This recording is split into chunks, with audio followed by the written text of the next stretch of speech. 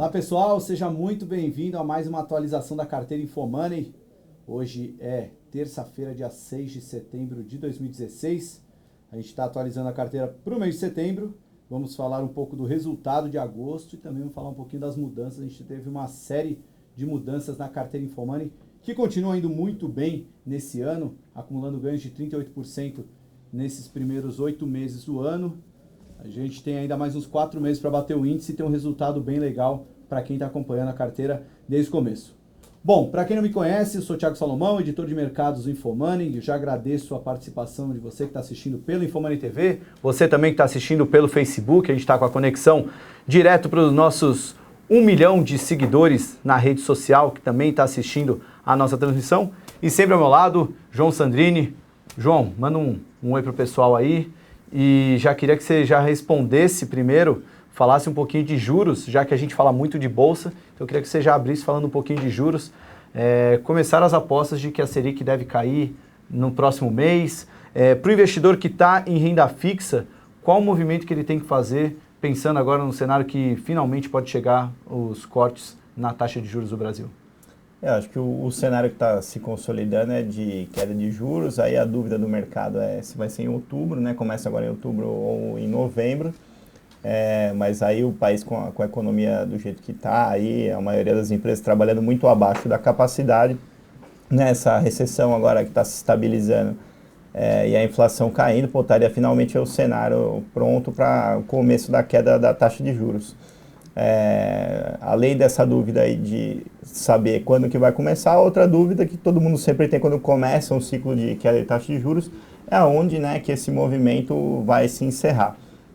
A maioria do mercado até agora apostando ali em algo próximo a 11%, né, com muita gente ali não descartando que o movimento vá além. No mercado está precificado aí até uns 12%, teria que olhar a curva de juros hoje, ali não olhei, mas cerca de 12% está meio no preço de todo mundo que vai. Indo abaixo disso, né, talvez você comece a ganhar dinheiro agora precificando ou comprando juros reais, né, os papéis conhecidos como Tesouro IPCA ou NTN-B. Na minha opinião, respondendo agora mais objetivamente sua pergunta, acho que vai um pouco mais aí que o mercado está precificando, principalmente por conta de cenário mundial mesmo, né? O Brasil ainda com juros muito acima de todo o resto do mundo, o resto do mundo todo com juros muito abaixo da média histórica, e o Brasil, vou dizer assim, mais ou menos na média, né? Se você pegar os últimos 10, 15 anos, né? Esse juro que a gente tem hoje está próximo da média nesse período. Então, o Brasil tende a convergir, em minha opinião, se nada der errado, obviamente, né? Nada muito grande der errado. O Brasil tende a convergir para esse cenário ali de juro um pouco abaixo da média histórica, e aí talvez batendo aí num 10, né? 10,5%, talvez, e o juro real voltando aí para um patamar de uns 5, né? Esse é o cenário que eu acredito, né? Óbvio, isso muda bastante de um mês para outro, às vezes de semana para outra, mas eu acho que é um cenário ali que eu considero factível e que está meio os melhores gestores do mercado, eles têm defendido muito essa ideia, né? Que o qual mais óbvio é o da queda da taxa de juros. Quanto vai depender de como vai ser a reforma da Previdência, como vai ser a PEC do teto de gasto ali que o governo vai aprovar, que outras reformas vão passar, enfim, como é que vai ser o cenário dos Estados Unidos. Mas o grande movimento, né, eu acho que já está dado, que é esse que é o de queda de juros. Legal. Bom, enquanto você falava, João, estou percebendo que o pessoal no chat está chegando ainda. A gente começou com cerca de 200 pessoas, já está em quase 293 pessoas conectadas no chat. Para quem está assistindo pelo Facebook, acesse o InfoMoney, vai lá no InfoMoney TV, caso você queira mandar perguntas, que a gente vai acompanhar pelo chat da InfoMoney TV. Quem está assistindo também pela matéria, que eu mandei o e-mail agora há pouco, para quem está seguindo a base da carteira do InfoMoney, também acessa lá o chat, que aí a gente vai atendendo as perguntas. Bom, muita gente já conectada, a gente já pode então começar a falar. Eu vou tentar não me estender muito na apresentação para poder me ater às perguntas que vocês enviarem no chat. Bom, vou pedir para a produção cortar aqui na tela a apresentação da carteira InfoMoney. Isso aqui todo mundo baixou, para quem já segue a carteira Infomoney já recebeu no e-mail. Aqui o desempenho da carteira Infomoney ao longo de 2016. A gente teve um número que não me agrada muito, embora a gente esteja com um resultado muito bom no ano, inclusive se comparar com o Ibovespa ou comparar com as outras carteiras recomendadas do mercado, a gente está ainda acima do índice, mas a gente já teve numa posição bem mais confortável em relação ao Ibovespa. O mês de agosto a gente ficou atrás do Ibovespa de novo, e o destaque que eu aponto para a gente ter ficado atrás do Ibovespa no mês de agosto é principalmente por causa daquelas ações de qualidade que eu sempre falei que deixavam o portfólio relativamente protegido, né? Mas a gente pega Raia Drogasil, CCR e Cielo, foram 3 papéis que caíram bem forte, né? 10% pode não ser tão forte para um mês inteiro, mas para essas ações que têm um perfil mais defensivo, 10% acaba sendo muito forte, né? A Raia Drogasil, até olhei o histórico, não encontrei a última vez que ela caiu 10% em um único mês. Não tivemos sorte com essas posições. No entanto, um destaque positivo que a gente teve no mês de agosto foram os 2 trades que a gente fez na metade do mês, né? Quem segue a carteira viu que lá para o dia 17, dia 18, a gente montou 2 operações. A primeira, a troca de BVMF3 com CETIP. A minha vontade era fazer um long short com ela, né? Virar a mão com o BMF e comprar a CETIP teria dado bem mais certo, né? Porque a BMF caiu 7, a CETIP ficou estável. Então a gente deixou de perder 7. Se tivesse virado a mão, teria ganhado esse 7% que a BVMF caiu. E a outra posição que deu muito certo foi o short position da Croton 3 por conta da mudança do Ibovespa. Eu gosto de brincar que esse é aquele trade estupidamente óbvio, né? Não é sempre que vai dar certo, mas quando há mudança na composição de algum índice de ação importante, como é o caso do Ibovespa, como é o caso do MSCI, o índice global, mercado de ações, nesse caso, se assemelha ao mercado de bananas. É uma mudança de participação de uma ação. No caso da Croton, ela perdeu muita participação na nova composição do Ibovespa, e com isso os fundos que acompanham o índice iam ter que diminuir a exposição em Croton. Então, naturalmente, a ação ia acabar sofrendo uma pressão vendedora. Apesar de todo o noticiário favorável, por conta da fusão com a Estácio, está em andamento e vai formar uma das maiores instituições de ensino do mundo, o fato é que o news flow era muito mais favorável para quedas do que para alta, então foi um trade de 4% de ganho. Não é um ganho tão expressivo, mas pensar que é uma operação de curtíssimo prazo, foram 10 ou 12 pregões, a gente teve um resultado muito bom que vale a pena sempre aproveitar a cada 4 meses quando há mudança no Ibovespa. Bom, as mudanças para o mês de agosto, a gente teve uma série de mudanças, né? Primeiramente, a Croton, a gente zerou a operação agora no dia 2, na sexta-feira passada, e a gente retirou Cielo, Cosan, Alupar, Minerva, Bradesco e Transmissão Paulista. E a gente também reduziu um pouquinho de Ultrapar. No lugar colocamos Multiplan, Petrobras, Vivi para um dia colocar Petrobras na carteira do Infomoney, Banco do Brasil voltou para a carteira, Semig também voltou e São Martinho. Aqui a gente fala um pouquinho das mudanças, mas 2 coisas que eu quis fazer com essa nova carteira, né? Que eu e o João a gente conversou e chegou a 2 conclusões importantes. A primeira, como muito investidor, pessoa física, segue a carteira e não tem condição de replicar os R$300 mil da carteira Infomoney, ficava muito difícil a gente ter muitas ações do mesmo setor. Muitas, no caso, 2, 3 ações do mesmo setor. Então a gente resolveu restringir para uma, no máximo 2 ações. Então, por exemplo, a Cosan deixou o portfólio e a gente focou em São Martinho, que é o papel que não andou no setor de açúcar e álcool, e tiramos a Cosan. Mesma coisa com elétricas, né? A gente tirou Transmissão e Alupar e colocou tudo em Semig. E como entrou o Banco do Brasil, a gente tirou Bradesco e Cielo, 2 ações do setor financeiro. Enfim, a gente foi fazendo todos esses movimentos para que a carteira ficasse com uma cara mais...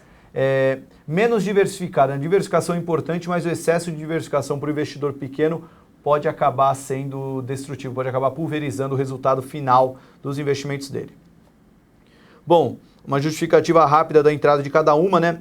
Basicamente, a Multiplan é uma proxy natural para queda de juros, né? Quando as empresas de shopping center, por ser altamente endividadas, elas acabam tendo uma relação inversamente proporcional à curva de juros, né? Então, se juros aumenta as apostas de queda de juros, essas ações tendem a subir. E a Multiplan é a nossa preferida dentro do setor shopping center, já fez parte da carteira Infomoney e agora está de volta Multiplan.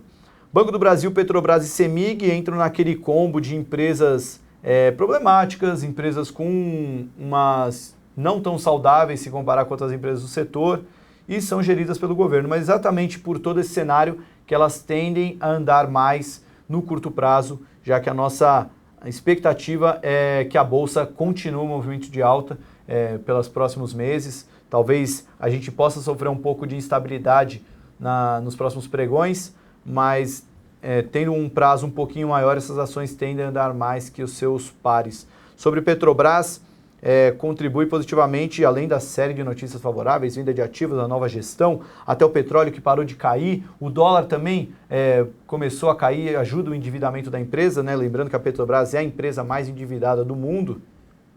A gente teve uma série de recomendações positivas para a empresa, né? Eu deixei aí linkado 2 textos que foram até para o meu blog, porque a Petrobras triplicou de valor em 2016, aí vem uma série de análises de bancos e corretoras importantes falando sobre a ação, e também o do Credit Suisse levando a recomendação de compra, fazendo um cenário bem bacana para a Petrobras, enfim, uma série de análises favoráveis à petrolífera. E a São Martinho é o nosso case de açúcar e álcool, como a Cosan andou muito em agosto, estamos mais confortáveis em ficar posicionados em São Martinho, embolsando o lucro de Cosan. Só aproveitando aquele slide ali, Salomão, se você puder voltar, por favor. O pessoal que está perguntando aqui se não é muita exposição ao governo, tá, em relação aos estatais. E também tem uma pessoa perguntando aqui qual que é a projeção para São Martinho, né? Em relação às estatais, pessoal, a gente também, acho que é importante parar e explicar, a gente não acha que essas são as melhores empresas da Bovespa, tá?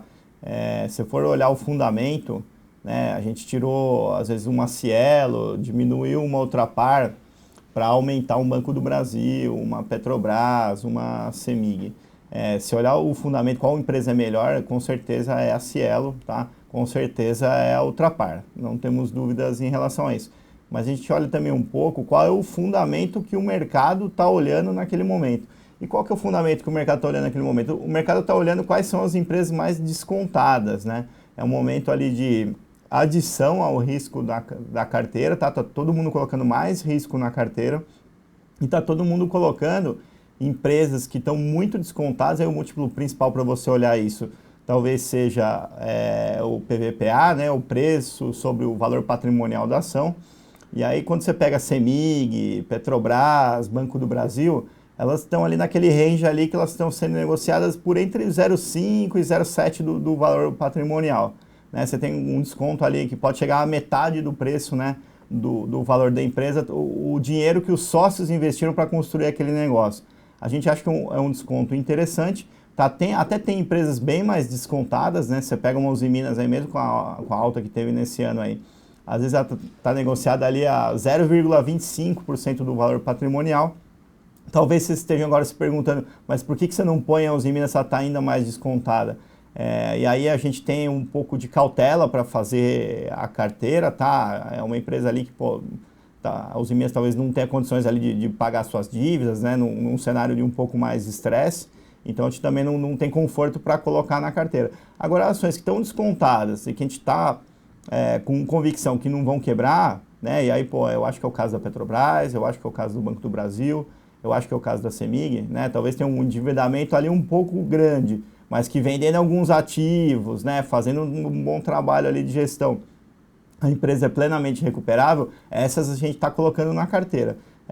Tem bastante estatal? Tem, tá? Não são as melhores empresas, tem risco, tá? Mas é o que a gente acredita que o mercado mais vai comprar nesse momento. Petrobras, pessoal, se vocês forem lembrar, né, pode estar achando que ficou caro, né? Foi de 4 para 3. Petrobras valia 42, valia 45, né? Se você pegar o começo dessa década. Tá? Então a gente ainda acha que não é um papel caro, tá? Em valor nominal, e é um papel extremamente descontado, que a gente acha que faz sentido, né, para esse momento ali né, que o mercado está tomando mais risco. E a São Martinho, o açúcar é bem cíclico, né? Então, um ciclo bom de preço, ele dura, né, durante bastante tempo. A gente está num ciclo bom de preço de açúcar, tá? Que começou ali há mais ou menos um ano, se eu não me engano, e que a gente acredita que vai durar mais tempo. E tem toda a história da CID, né? Se o governo aumentar a CID, beneficia as empresas de etanol ali com recuperação de margem, tá? O meu cenário base ali é que o governo não aumenta imposto que tem que ser aprovado no Congresso, ele não manda projeto de lei falando, porra, vamos aumentar esse imposto, e aí pedir o apoio dos deputados e senadores para isso, porque ele não vai ter esse apoio. O que sobra de opção para o governo? Aumentar o que ele pode aumentar na canetada, né? E aí tem IOF, tem CID, né? Então, por isso que a gente acha que o governo em algum momento vai por esse caminho, tá? De aumentar, é chato, vai aumentar o preço da gasolina para todos nós aqui, né? Vocês, a gente aqui também. Mas a gente acredita que vai acontecer e vai beneficiar extremamente aí o preço da ação. Então, tá aí na carteira. Só complementando, eu tô mandando um link para vocês. Aliás, eu ouvi o pessoal reclamando que estava travando, até já mandei no chat, mas também vale o recado por aqui. Só diminuir a qualidade do vídeo, se você está vendo ao vivo, obviamente vai diminuir um pouquinho o contraste ou até o que você está vendo no slide, mas pelo menos o som vai ficar bem melhor. E eu mandei agora o link da entrevista com o João Braga, gestor da XP Gestão, falando de São Martinho. Acho que ali já fala por si só uma bela explicação de um dos melhores gestores de fundos de ações do Brasil nesse ano. E sobre estatais, o João falou muito bem, quando a gente tinha Banco do Brasil, a gente tinha até aquela frase, né, João, que são aqueles amores de verão da nossa carteira, né? Não é aquele papel como uma Ultrapar que a gente pega, coloca na carteira com muita convicção de que se caiu 10% não é uma queda, não é um convite para comprar ainda mais. E no caso dessas estatais, a gente está pegando um movimento que a gente acredita que vai ser bem favorável para elas, mas isso não vai melhorar a situação financeira delas da noite para o dia. Seria muito bom a gente ter essa percepção quando o Petrobras estava R$4, mas esse é o problema. Quando estava R$4, ninguém tinha a percepção de que ela não iria quebrar, que as coisas não iriam melhorar ou iria ficar uma situação um pouquinho melhor para ela. Bom, continuando a apresentação, só falando um pouquinho de cenário, voltar aqui para o slide aqui. O resumo da ópera, né, desse mês é menos valor e mais momento, né, como a gente falou. Até uma frase que eu usei uma vez, que inclusive tomei uma bronca do analista-chefe da Eleven, o Adeodato Neto, aliás, um abraço para ele, que eu falei uma vez que contra fluxo não há fundamento. E ele ficou profundamente ofendido, porque ele é um fundamentalista nato, que adora encontrar valor nas empresas. Mas no curto prazo, é uma tese que eu acredito que, obviamente, ele até concordou, no curto prazo o fluxo vai acabar falando mais alto que o fundamento. O próprio trade da Croton que a gente teve num período de 12 dias explica bem isso, né? E nesse momento, por mais que os fundamentos das empresas estatais não tenham melhorados, o fluxo acaba sendo favorável para a gente acreditar que há mais chances de altas do que de quedas, né? E nesse mês de setembro teremos eventos importantes que podem culminar em novos estímulos para o mercado. Primeiramente, não está na ordem cronológica, obviamente, né? 21 de setembro, a gente tem a reunião do Federal Reserve, que a gente acredita que não vai ter alta de juros. Hoje, um banco, o Goldman Sachs, é um dos poucos bancos que ainda acreditam que vai subir juros em setembro, mas o mercado já é quase unânime que não deve subir juros agora nesse mês. A reunião vai acontecer no dia 21 de setembro. Dia 21 de setembro também teremos a reunião do Bank of Japan, que pode ser anunciado novos estímulos. Isso poderia ser uma ajuda um tanto coadjuvante, mas também ajudaria o mercado. Logo após o feriado, agora de 7 de setembro, a gente vai ter a reunião do Banco Central Europeu. Já se fala de corte de juros, já se fala de novo quantitative easing. Enfim, são novidades que, se surgirem, podem trazer um ânimo extra para o mercado. E também aqui a efetivação do processo de impeachment e agora a expectativa se teremos o início das reformas. O único risco que eu coloquei aí foi principalmente da imagem desgastada do Brasil, né? Essa imagem desgastada é algo que ainda não está muito claro no radar dos investidores, mas é algo que a gente tem que se atentar, principalmente para quem está montando uma posição relativamente arriscada em bolsa, né?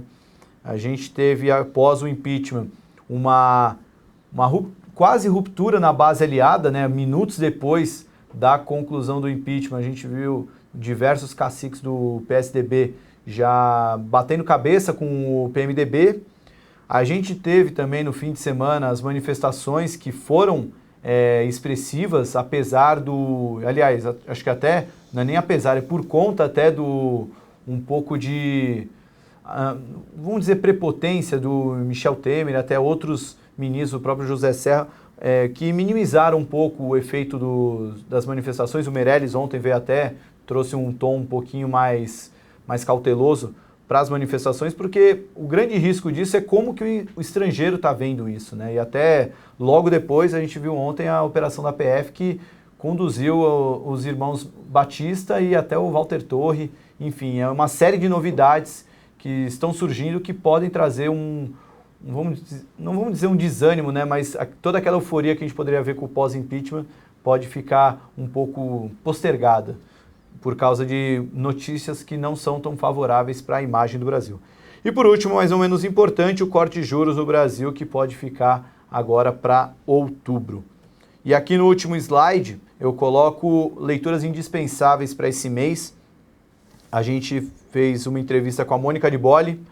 O grande destaque da entrevista foi que ela falou que não espere por grandes reformas fiscais do Michel Temer.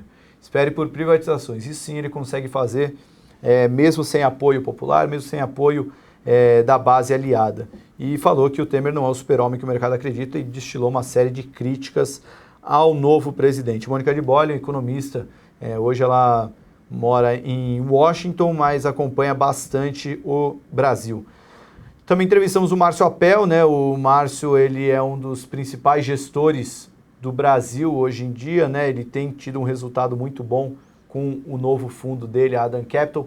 Por muito tempo ele esteve no Safra e ele não é um dos entusiastas com bolsa. Inclusive ele falou que aproveitou toda essa euforia do impeachment para montar uma posição levemente vendida em bolsa. Antes ele estava neutro, agora está levemente vendido, mas diz que não é cético ao Brasil, não é pessimista, apenas acha que o preço atual não traz um risco-retorno tão atrativo. Ainda tem as perspectivas com os 8 eventos que vão agitar o mês de setembro e o blog do Celso Plácido que fala tudo que o Temer enfrentará em 2016, a série de reformas, série de viagens, série de projetos que ele pode colocar em pauta e com isso o que fazer com os investimentos. O Celso, um estrategista-chefe da XP, também dando sua colaboração para as leituras indispensáveis desse mês. Bom, antes de ir para as perguntas, só abrir aqui na tela a planilha da carteira, só mostrar aqui para o pessoal, para quem não acessou a carteira Infomoney, deixar aqui um zoom maior. Aqui já está a carteira Infomoney, esses preços, se eu não me engano, são os preços do fechamento de ontem, vamos ver até pelo resultado, ou é do fechamento de ontem ou de sexta-feira, né, que a gente já teve um começo já muito bom para a carteira. Aqui eu deixei em destaque verde as ações que entraram na carteira, Multiplan, Banco do Brasil, São Martinho, Petrobras e Semig. A Croton já é um trade encerrado da carteira e a carteira aqui nessa outra aba você consegue ver o resultado da carteira Infomoney comparando com o Ibovespa, olhando a carteira Infomoney Global, a Infomoney Só Ações e o CDI. Bom, no mais é isso que a gente queria falar. Agora a gente vai partir para a parte mais legal, que são as perguntas e respostas. 400 conectados, o pessoal não para de chegar. Bom, João, você chegou a ver alguma outra pergunta legal aí? O pessoal pediu em relação ainda à questão da queda da taxa de juros, qual que seria o melhor papel aí para se aproveitar, né, se essa queda de juros acontecer. O papel que a gente tem na carteira é a NTNB 2035, tá? NTNB principal, também chamada de Tesouro IPCA+, 2035. Esse papel tem uma duration longa, aí é um papel que tem 20 anos, quase 20 anos aí até o prazo de vencimento, então ele é muito sensível às variações da taxa de juros, né? Nos últimos meses, aí, nos últimos 12 meses, é um papel que subiu cerca de 40%, tá? E nesse período eu diria que a taxa de juros veio de IPCA mais 7 para IPCA mais 5,8, alguma coisa desse tipo. Se, né, ao longo dos próximos 12 meses a taxa de juros for de 5,8 para cerca de 5, como a gente está imaginando, provavelmente é um papel que vai te pagar uma valorização entre 25% e 30% aí em um ano, que a gente acha muito interessante para uma tese de investimentos aí que o mercado tá muito comprado que vai acontecer, tá? Pela fraqueza da economia brasileira e pela, né, queda da inflação, uma hora ou outra a gente acha, né, que vai ter essa tão aguardada queda de taxa de juros. E eu acho que é a maneira mais fácil, tá, de surfar esse trade aí. é um papel que é muito acessível. O Tesouro Direto, pô, às vezes tem R$500, R$1.000, você vai lá, você já consegue, né, fazer uma compra desse papel. E lembrando que tem corretora que não cobra nada de taxa de custódia, né, cada vez maior o número de corretoras que não vão cobrar nada de custódia para fazer Tesouro Direto, nem intermediação, né? Você só vai ter que pagar aquela taxa da Bovespa. Se não quiser fazer, quiser uma cesta mais diversificada, tem fundos de investimento que você pode fazer isso. O fundo da Adam Capital aí é só um exemplo aí de gestor que está comprado, né, nessa tese de queda da taxa de juros. Mandar aqui de novo o link que perguntaram da carteira recomendada. Ó, gente, acessando a página de Onde Investir 2016, acessando a página da matéria nova da carteira, é só entrar lá no meu blog. Enfim, é mais fácil achar do que não achar a carteira. Vocês vão encontrar algum caminho que vocês podem clicar na matéria. Aliás, até se puder cortar aqui para mostrar na matéria. Aqui é a matéria da carteira InfoMoney para esse mês. E aqui já está o clique aqui para baixar a carteira InfoMoney. Vocês vão clicar e já vão acessar a página do Onde Investir 2016. Só clicar aqui, preencher com o nome e e-mail e vocês já baixam a carteira InfoMoney. Perguntas que eu anotei aqui, eu vi pergunta de Embraer, vi pergunta de Rumo e de Eletrobras. Bom, primeiro de Embraer, é um papel que não me deixa muito confortável por causa do cenário de dólar. A gente não vê um cenário muito favorável para dólar. A Embraer é tradicionalmente uma exportadora, mas é uma ação que caiu muito, uma empresa que tem um fundamento, vamos dizer, sólido, apesar das notícias não muito favoráveis que ela teve, tanto de resultado como até de investigações envolvendo a empresa. É um papel que acabou ficando muito barato, né? Qual o ponto a favor que tem para a Embraer, né? Recentemente o nosso querido Wagner Caetano, que ficou famoso pelo trader da Gerdau, escolheu a Embraer como a trader da Gerdau volume 2, né? Ele encarteirou a Embraer nessa semana e nos últimos 4 pregões o papel vem subindo bastante.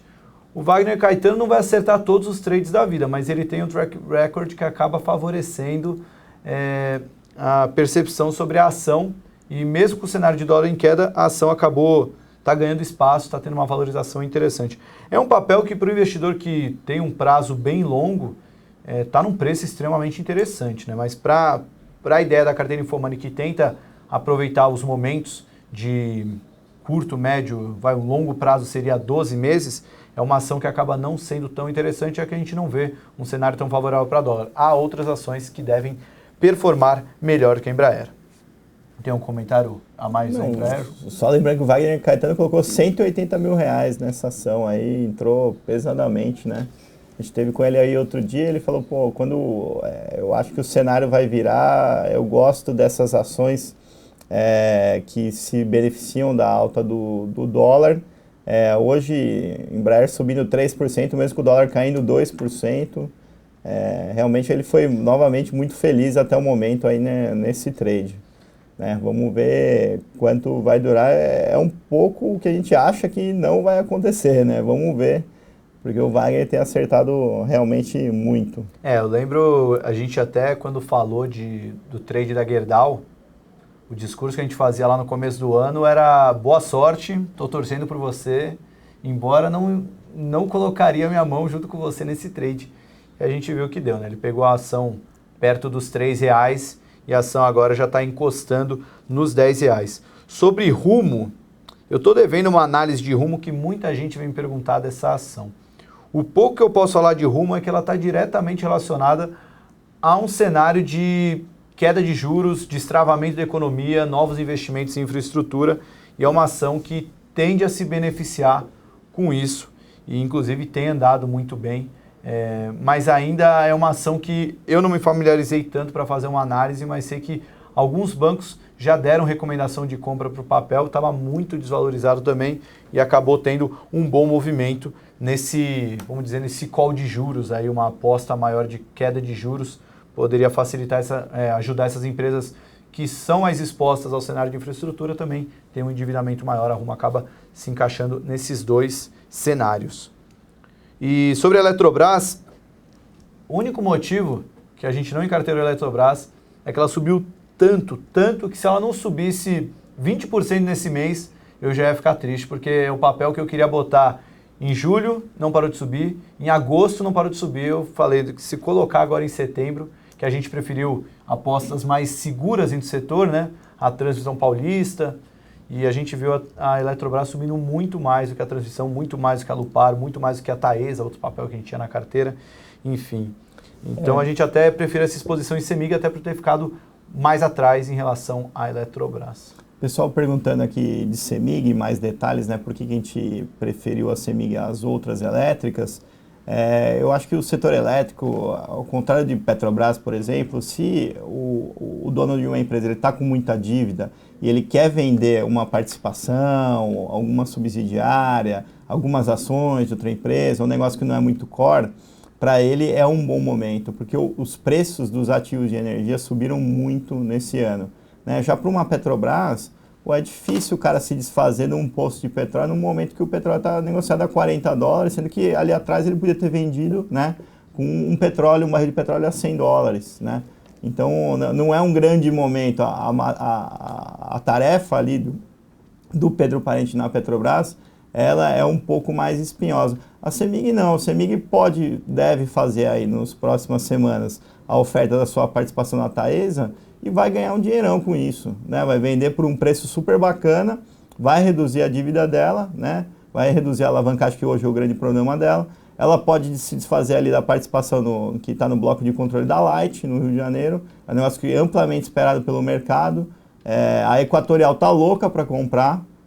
O pessoal da Equatorial, na gestão, é muito melhor, né, do que o pessoal da CEMIG. Talvez seja a melhor empresa aí do mercado brasileiro, seja da Equatorial. Eles vão chegar num preço que é bom para a CEMIG e um preço que é bom para a Equatorial também, quando eles derem um choque de gestão na empresa. Então, são negócios que ainda não saíram, mas que fazem todo sentido acabar saindo aí nos próximos meses. Tudo isso, quando acontecer, vai beneficiar o papel da CEMIG. Se vier essa desalavancagem aí, a gente acha que a empresa vai ter uma reprecificação na Bovespa, tá?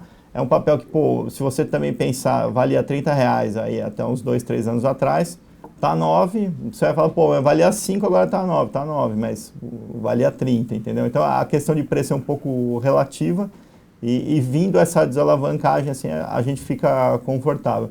E é empresa que tem muito ativo, né? Como uma Gerdau, né? Não é tão fácil replicar uma empresa como essa. Uma Gerdau, né? A gente põe na carteira, antes de quebrar uma Gerdau, quebra a Uzi Minas e quebra a CSN, né? Então vai quebrar toda a siderúrgica do país. Acho muito pouco provável que aconteça. Então te dá, né? Se olhando o contexto global, te dá um conforto de colocar na carteira, mesmo sabendo que é um ativo de risco, né? E que tem um ótimo potencial de valorização ainda, porque mesmo com a alta recente ainda está na nossa visão ali com múltiplos bem descontados ali, considerando o valor patrimonial, tá? Bom, anotei algumas ações que chegaram aqui, João, e também Sim. fizeram uma pergunta sobre fundos, acho que vale a pena a gente responder.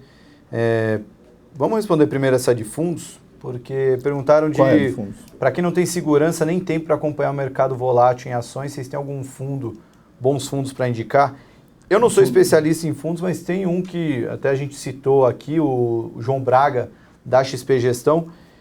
Ele é gestor é Long Bias, né, o fundo, né, João? Ele tem o Long Short e o Long Bias, né? O fundo comprado é o Long Bias, tá? É o fundo que mais se beneficia se tiver um cenário de alta da Bovespa, né? É um cara muito, apesar de novo, assim, a gente conhece ele razoavelmente bem, apesar de novo, é um cara que é muito rápido de mercado, muito rápido para tomar decisão. Quando, por exemplo, né, o mercado começou a especular com mais força o impeachment, ele já estava comprado, alavancado, né? É um cara que, antes de virar cenário base, ele já sabia tudo que ele ia fazer se virasse cenário base, né? Então, é um cara que rapidamente ele consegue mudar a carteira ali e é um cara que eu confio bastante, até para colocar o meu dinheiro, tem um pouquinho ali de XP Long Biased. Acho que é uma grande opção ali para quem prefere, né, um negócio mais fácil, que não tem que ficar mudando a carteira todo mês. Eu acho que pode ser uma solução interessante, sim. Lembrando que vai ganhar dinheiro, né, se a bolsa subir, né? É um fundo de ações. A gente aqui na carteira InfoMoney se a gente avaliar, né, que agora o próximo grande movimento da Bolsa vai ser de queda, a gente pode ficar com só um tantinho de ação e colocar tudo na renda fixa. Um fundo de ações não pode fazer isso por regulamento, pessoal. Tem que estar no mínimo 2/3 do patrimônio em ações, tá? Então, tem um pouco mais de dependência do mercado ajudar quando você toma essa decisão, mas é um baita de um gestor.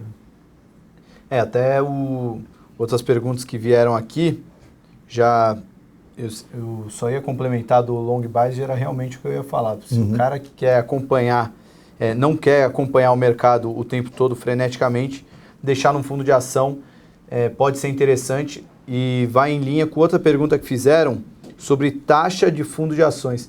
Eu acho que para fundo de ações é muito mais importante você conhecer o gestor, o histórico do desempenho, do que a taxa em si. Eu acho que a taxa tem que ser uma preocupação maior em outros fundos, como o fundo multimercado, fundo de renda fixa, que, um fundo de ação, como vê as carteiras recomendadas, os fundos de ações podem ter fundos que vão ganhar 60%, 70% no ano e vão ter fundos que vão ganhar 5%, 10%. Então, há uma dispersão maior nos resultados. Então, a taxa, às vezes, acho que não é o grande driver para você escolher um fundo de ação.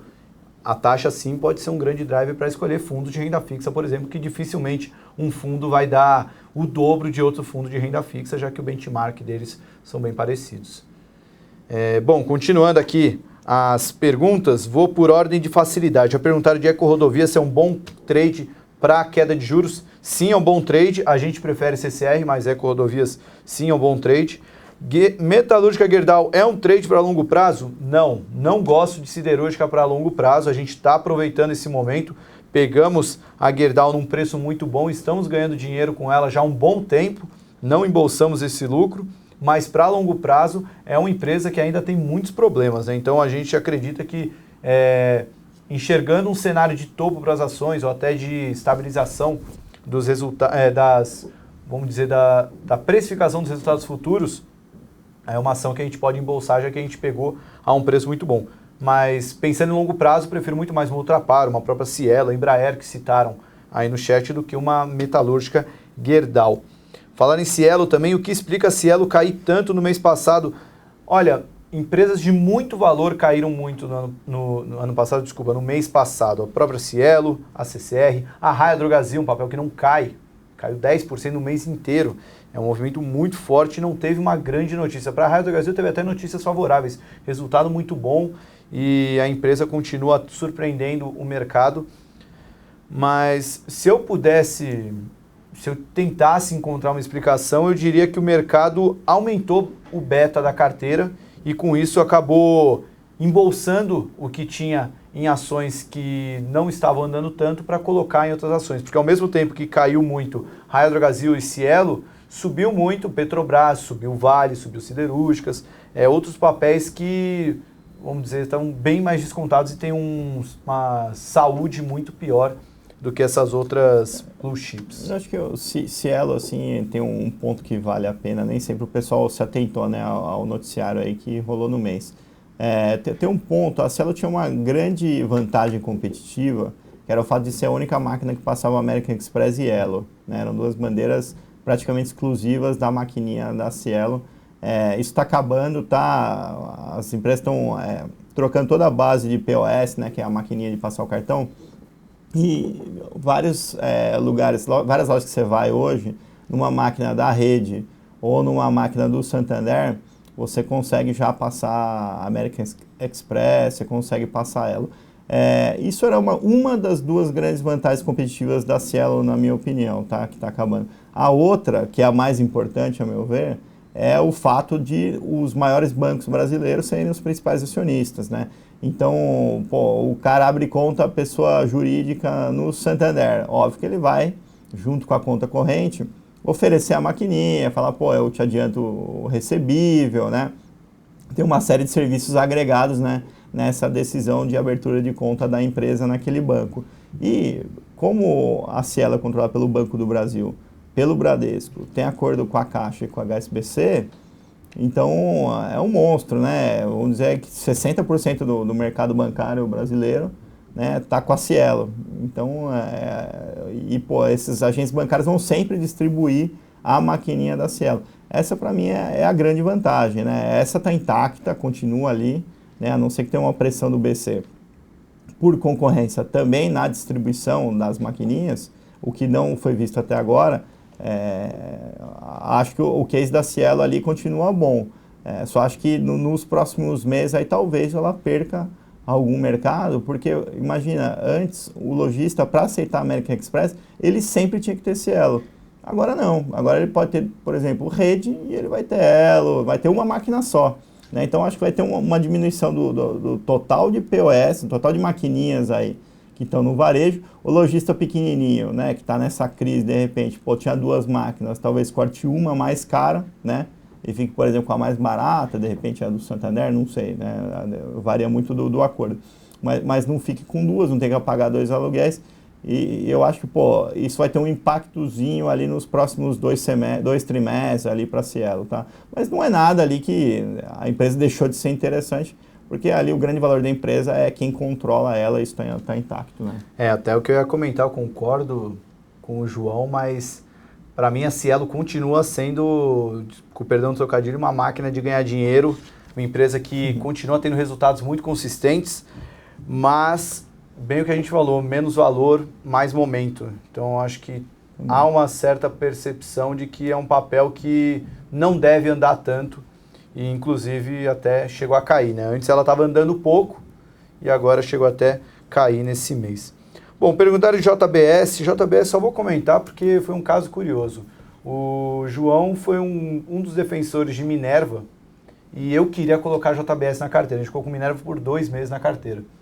E a Minerva não andava, e a JBS subiu 30% nesse período, e eu fiquei inconformado de por que a gente não colocou JBS ao invés de Minerva. Tiramos Minerva da carteira, não colocamos JBS, e agora veio a notícia, que a gente viu ontem o resultado, e é uma pena que a gente não estava com um tempo tão flexível ontem, porque era um papel que eu tinha certeza que ia dar um trade de venda maravilhoso hoje, porque ontem a ação caiu 10% e boa parte da alta da ação deve-se a toda a reestruturação que vai mudar o CEP dela para os Estados Unidos, vai deixar ela com uma cara bem mais americana e com isso pode atrair fundos americanos, investidores americanos, tudo deixando a JBS cada vez mais JBS, né? JBS.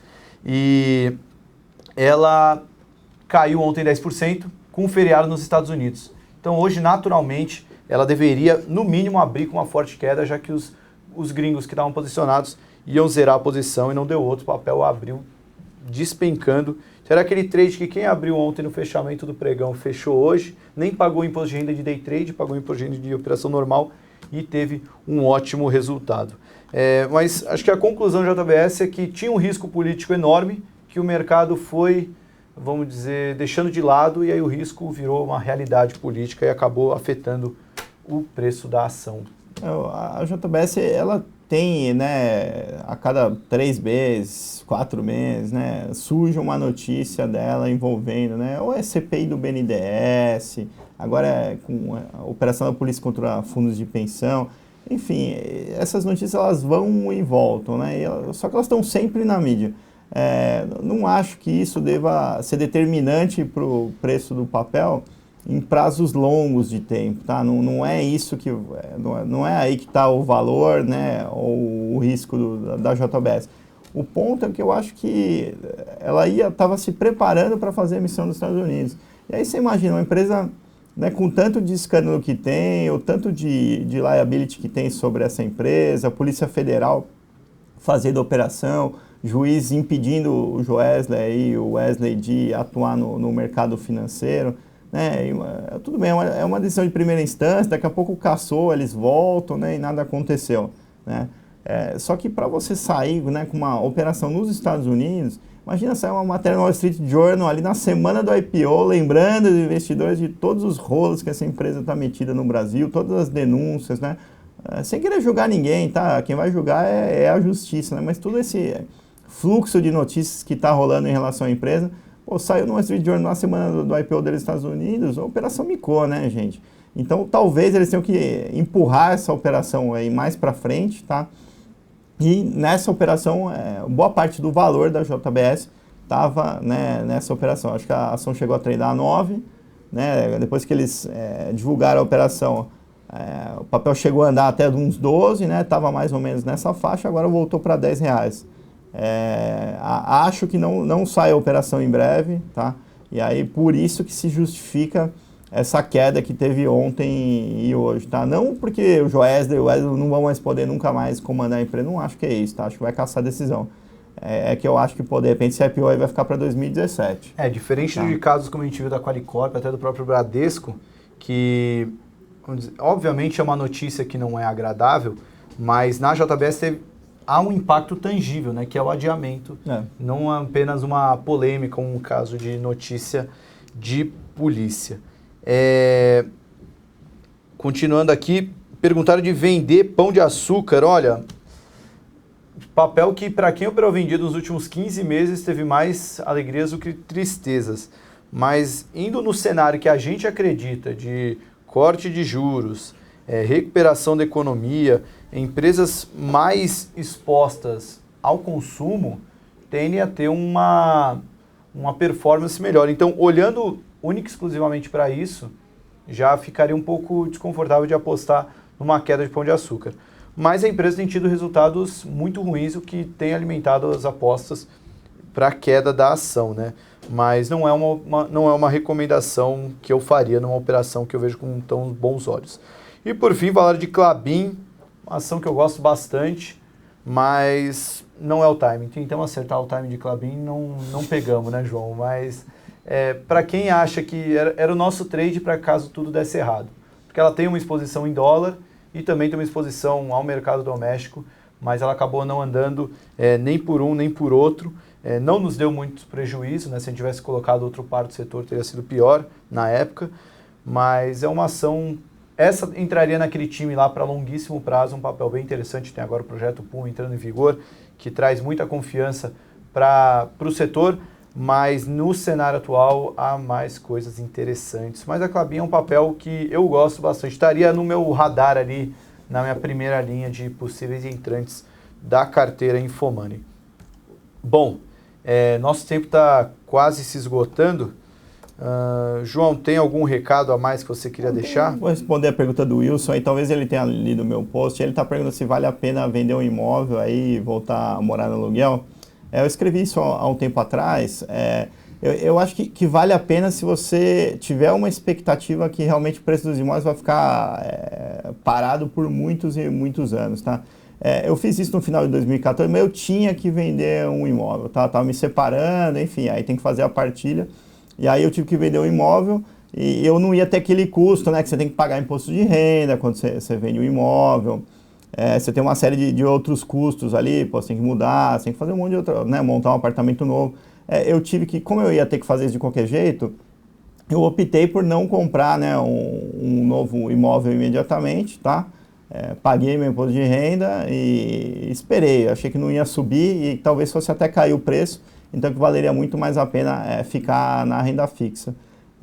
Obviamente, deu muito certo, tá? Tô muito feliz aí com essa decisão, meu dinheiro está se valorizando bastante na renda fixa, enquanto, né, os imóveis ali estão com o preço aí, eu acho que levemente para baixo, tá? Então, tem dado certo. Mas eu não sou contra necessariamente imóveis aqui. Eu acho que, em algum momento vai voltar a se valorizar. E aí, vou tentar pegar o começo do ciclo. Agora, é muito cíclico, pessoal, né? Às vezes, outro dia eu vi um gráfico, né, no analista prevendo, né, que o preço do imóvel estava assim, caindo assim, aí ele, do nada ele ia fazer, né, uma reversão de movimento e ia começar a subir forte. Não existe isso no mercado imobiliário, né? Isso aí parece um gráfico aí de uma ação, de uma opção, mas nunca é o mercado imobiliário. Então, antes, né, de dar aquela estocada para cima, vai se estabilizar, vai parar de cair, né, vai começar a subir levemente, aí eu acho que talvez seja um possível ponto de entrada, né, quando voltar a subir levemente. Mas certamente não é agora, tá? A gente tem tido preços aí de aluguel bem para baixo, tem tido preços de imóvel ainda um pouco para baixo, tá?